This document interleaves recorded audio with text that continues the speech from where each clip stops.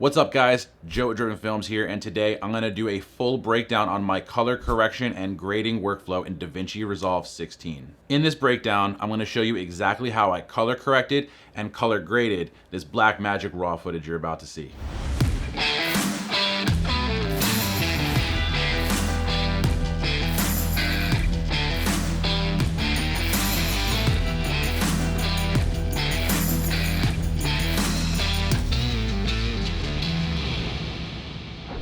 Now the footage that we're gonna grade today was shot on a Blackmagic Pocket Cinema 4K. I shot all this footage at the Turkey Rod Run at the Daytona International Speedway last November. So I shot this footage on a Blackmagic Pocket Cinema 4K. If you're in the market for a Pocket 4K, I highly recommend you check out my review video on the camera. And also, if you'd like to see more about my camera rig for the 4K, you could definitely check it out as well. Link is right here. I'm also gonna put those links to those two videos in the description below. Now I highly recommend you check out the full video that I edited for the Turkey Rod Run. You can check that out via the link above as well as in the description. With that being said, let's dive into Resolve and start grading. All right guys, so I'm here in Davinci Resolve 16 and I've got some clips that I shot at a car show in Daytona Beach. Now I shot these all with the Blackmagic Pocket 4K, so we were shooting in Blackmagic RAW, which is gonna give me the flexibility to correct and grade. And I'm gonna show you my workflow on these shots from start to finish, on how I fix any issues I may have and how I develop a look for these shots. So the very first thing I do when I start grading RAW footage is I'll address the white balance or any other issues that I may have when it comes to shooting in RAW. So the first thing I do here is the white balance I'll change, and you can either change it via the color temperature and the tint, or you can use one of the defaults. I shot this during the day, so I just quickly changed it to daylight and fixed it. The very next thing I do here is I'll look and see if I need to adjust exposure. In this case, I don't, and I very rarely ever touch saturation, but I could mess with things like midpoint, but in this case, I don't need to. So the next thing I do is I'll create a node tree, and I name my nodes. I always label everything.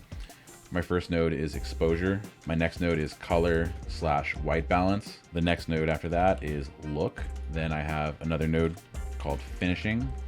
And then a final node is noise reduction. And I do noise reduction at the end of a grade. I don't ever put it before, in the middle, or after, because when you're doing color correction or looks, the noise in the image may change depending on what you're doing in the start. So it's better to, in my experience, it's better to add your noise reduction at the end. So I've got my node tree, and what I do next is I add a still. I grab a still, and that puts it in the gallery here, and I've got a base grade, or at least a base node tree with my white balance adjusted, and I just name that base.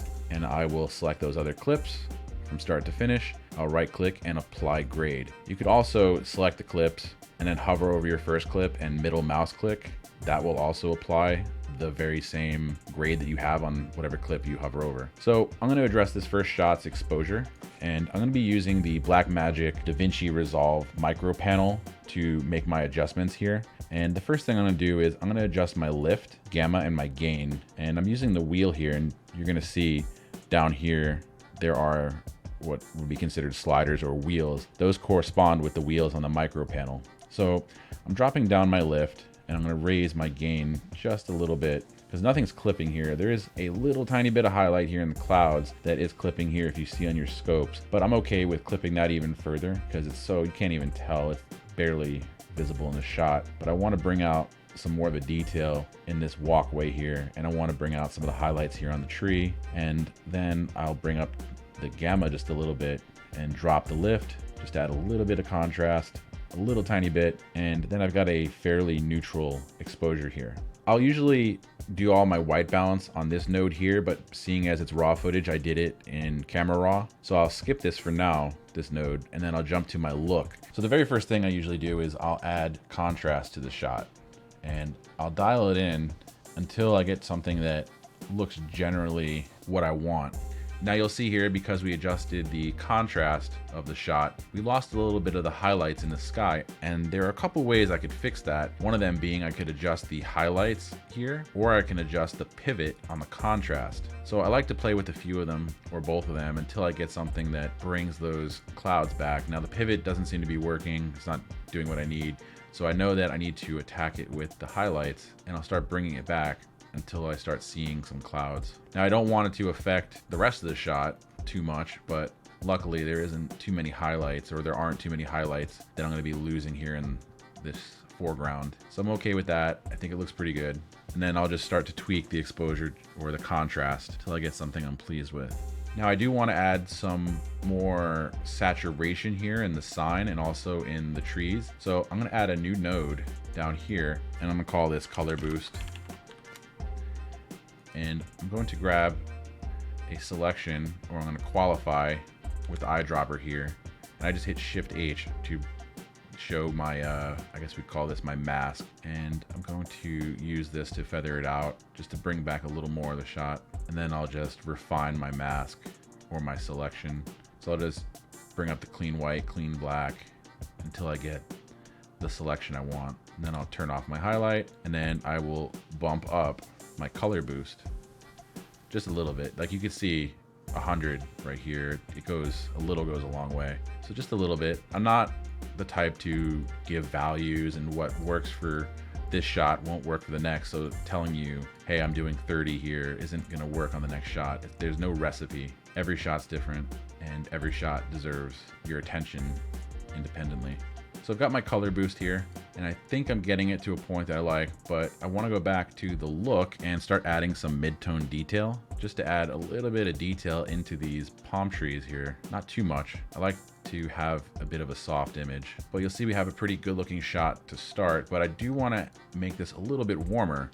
So I'm going to use the color wheels. I'm going to add a little bit of warmth with the lift, just a little tiny bit, not much. And I'm doing this on the color/white balance. So I think we've got it there. I believe we could add a little bit more contrast into the shot, and there we have it. So I do want to add some stabilization to the shot. So I just do that by going over to stabilize, boom, done. So for those of you who use Adobe Premiere, you probably would be sitting here for about 30 minutes waiting for your shot to stabilize. So I'm okay with this little bounce here because it is a handheld shot, and this isn't a finished piece. This is just showing you guys the clips. But as you can see, we can stabilize that shot really, really fast. So it looks pretty good, but we're gonna move on to the next shot. And that is this picture of the Daytona Hotel here. And what I'm gonna do is copy the grade from the last shot, and it pulled over the color boost. And I don't want that, and I also don't want the previous shot's exposure. So then I have at least the color, the look came over with it. And I didn't touch finishing or noise reduction yet. I do that at the very end. It's time to adjust the exposure of this shot. We obviously have to really bring this up because it is kind of underexposed. So I'm bringing up the gain, and I'll bring up the gamma a little bit to raise the midtones. I don't think we need to touch the lift at all. Now, I don't like that the side of the building is dark here. So I'm going to make another node, and I'm going to use a power window with the pen tool here. And I'm going to make a little selection with the pen tool, and then I'm going to track this, and that's with the tracker here, and that quickly tracks the selection we just made. And I'll also add a little bit of softness, and this way I'm going to name this, we'll call this side. This way I could raise the midtones of that section of the building independently and add a little bit of contrast so that I'm only affecting that part of the building. So I think I'm okay with that. The shot does need some stabilization, so I'll toss that on. I usually stabilize as I go. That's why I don't miss it. Stabilization worked really well in this shot. So I think we're good there. So I'll move on to the next shot, and I'll just do the exact same thing. I just carry over my grade from the last one, and I don't need to do any other additional work here besides I'll just reset the exposure, bring up the gain, bring up the gamma. I could leave the lift alone. I think we're there. It's pretty good.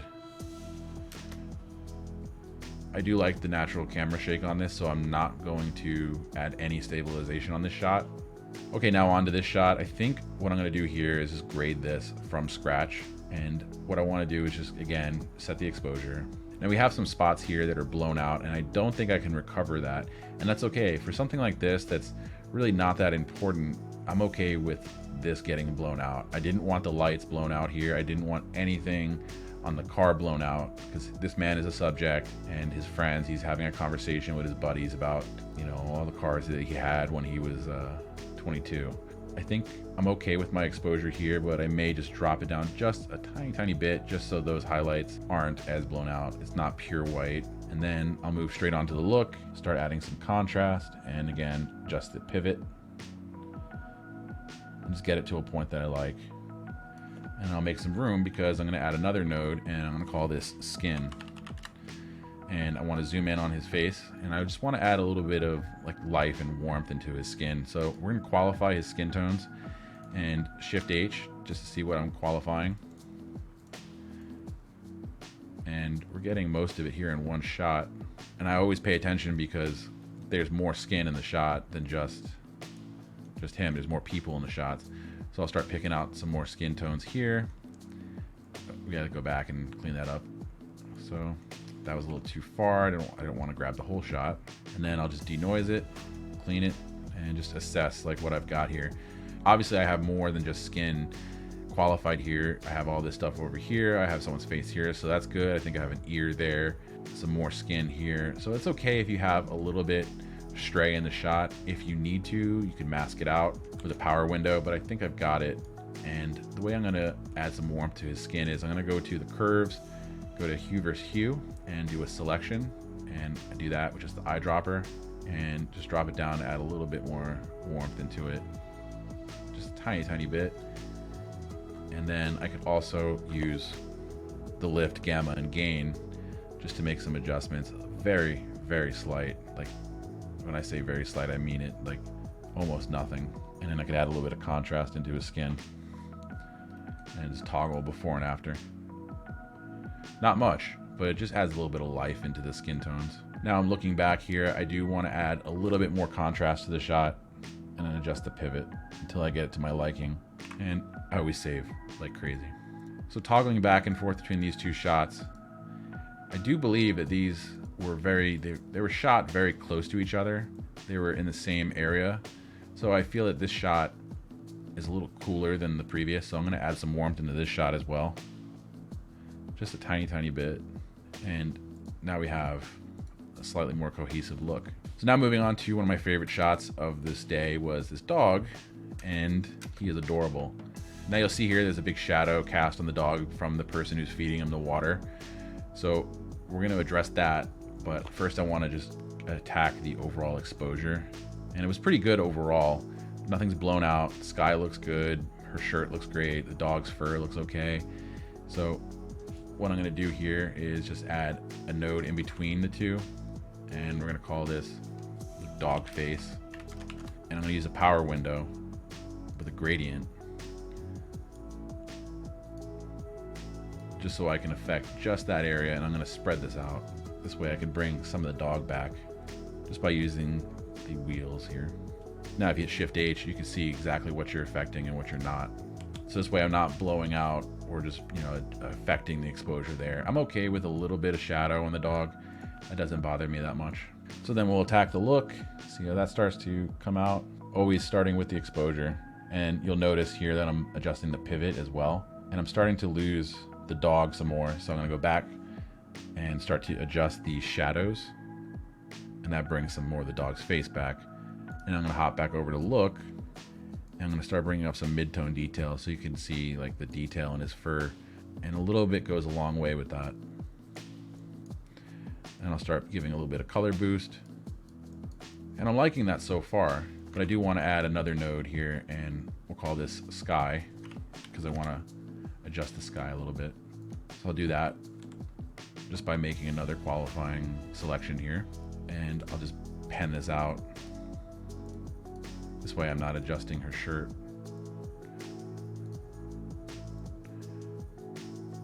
And I'll reverse that, and then I'll track it. And then for the most part, that came out all right.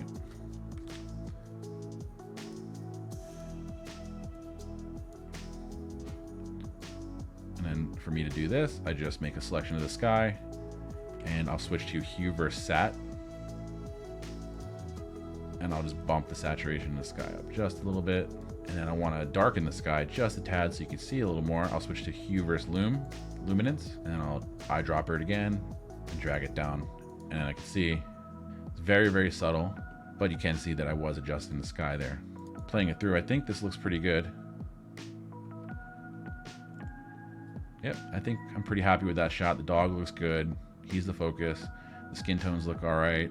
And I like that there's some saturation and color from the swap meat in here in the background. The sky looks all right. So I think I'm ready to move on to the next shot, and that is of this car. Now, one thing to keep in mind when I'm adjusting the exposure here is that I'm not using the exposure adjustment to create a look. I'm not trying to crush the blacks here. I'm not trying to give it, you know, an aesthetic. I'm trying to just correct exposure, and I'm trying to just give myself a more neutral starting point to develop a look. Now, speaking of look, that's the next thing. Again, contrast with some pivot.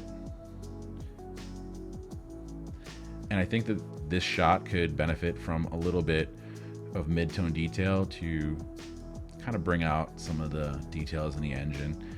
I think that maybe a little bit of saturation will help as well. So I bumped the saturation up slightly, and looking pretty good. I don't think it needs stabilization either. I think it's pretty good here. One thing I do notice here is that this air filter inside the blower, I do want to make this pop a little more.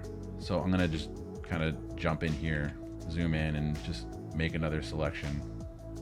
I'm gonna put it right after exposure, and I'm gonna call this filter. And I would just make a very rough selection.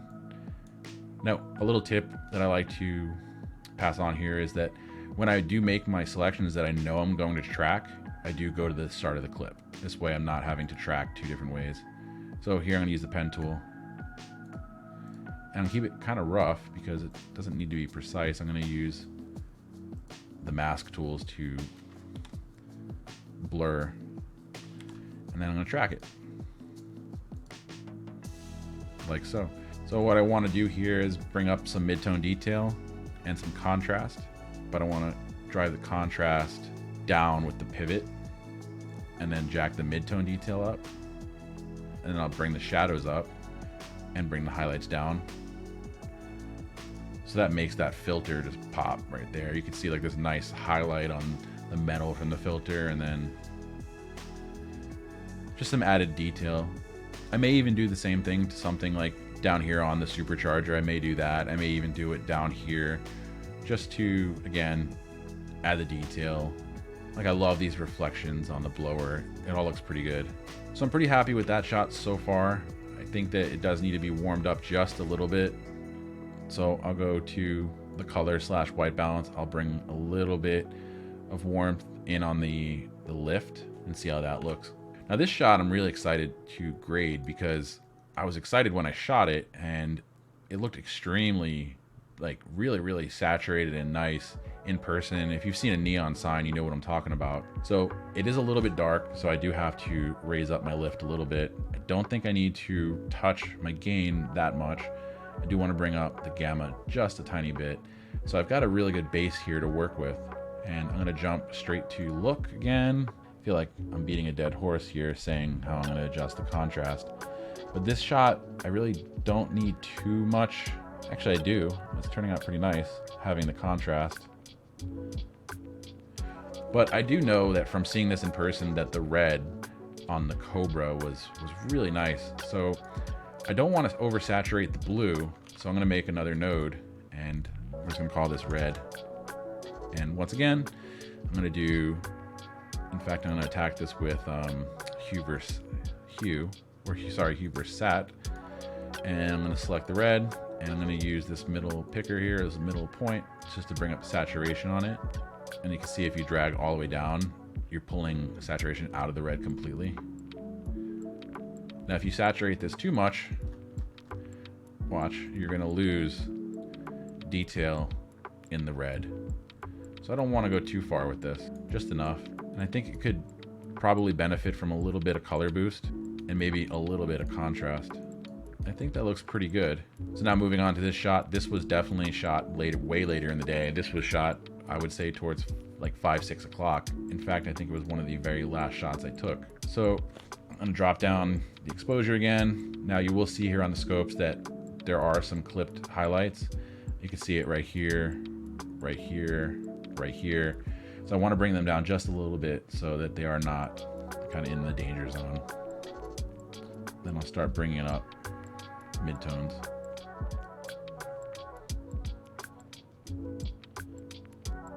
So I do need to compare these two shots. So what I'm going to do is set this as a reference. And the way I do that is by grabbing a still. And then you turn on the wipe. So I just want to see how these shots kind of look together. So I see that I do need to add a little bit of teal, just a little bit, into that shot. And I do want to brighten it overall. So I think that's a better look. I do think it needs a little bit more contrast. And I think we're at a good point there. And because these shots right here were back to back, I could just copy that grade. And there we go. But I do want to reset this color cast here. Okay, so now that I have all of my corrections done, I have an initial look created. What I'll do is I'll just view everything and see how it all looks together. And kind of do another assessment where I see some noise in the previous shot. That looks pretty good. That looks pretty good there. That looks good there. A little bit of noise here. I'm happy with that. And I think I want to do a couple tweaks to that last shot. So let's start with this one. And you see here I added the noise reduction node here, and I usually set it to 2 frames. I set the motion estimation type to better, and then I'll unlink Luma and Chroma in temporal threshold, and I'll start with the Luma. And just slowly but surely eliminate some of the noise. Now I don't want to kill the noise completely because chances are this will end up on YouTube. In fact, it most likely will, but YouTube adds its own noise reduction and it'll kind of kill some of that on its own. So I'm not too concerned about the noise there.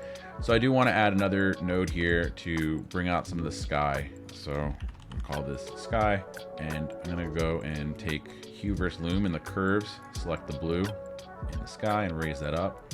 And then we go to saturation, raise it up a little bit, and then toggle it back and forth. Looks a little better overall. And then I saw here that there was a little bit of noise, so I'll just grab this node from here. I'll clean that node graph up there on there. Same thing here. Clean up node graph, paste, and as you can see, it removed a good amount of the noise. There's still a little bit here in the blues. So the way I'll do that is I'll remove it from the chroma. So you can see if I jack that all the way up, it should essentially remove it. You can also remove some of the noise from spatial threshold.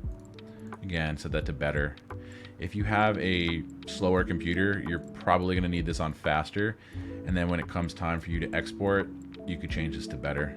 So then I would just barely, maybe 6 to 7. And you'll see that even my computer's chugging here when I turned on this spatial noise reduction. So now I've got a look, I've got my corrections done, I've got the noise reduction done.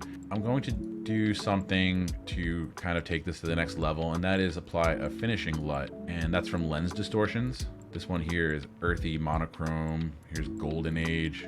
I kind of like the Explorer teal, but what I'm thinking is we're gonna go with super gold because it is Florida, it kind of has that feel.